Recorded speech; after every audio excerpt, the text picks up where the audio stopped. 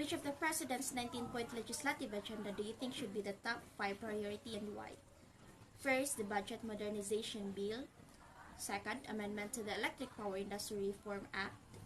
Third, the Financial Government Institution Unified Initiatives to Distressed Enterprises.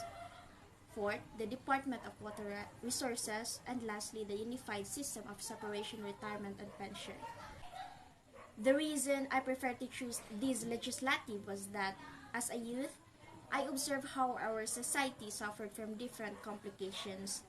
These are the only legislative I think that would solve from majority of people whom I know were affected, and hoping for deeds and not just words. No, despite these accomplishments and President Duterte's commitment to socioeconomic issues as policy priorities, the education system remains plagued by deep inequalities. Quality is still an issue. Addressing these issues will necessitate a continued commitment to increase education funding, as well as an efficient mechanism to ensure that the money is spent as efficiently as possible.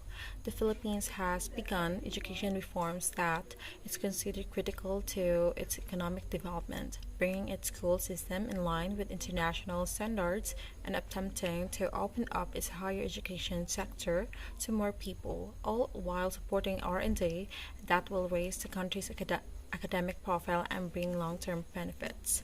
The government had overcome significant opposition to implement K-12, demonstrating its commitment to long-term change, but sustained funding to support the increased demand for resources will be critical if these bold reforms are to be successful. Marcos promised that the government would push for digitalization in order to improve government services. He also stated that he has tasked the Department of Information and Communication, or the DICT, with deploying digital connectivity across the country's various islands.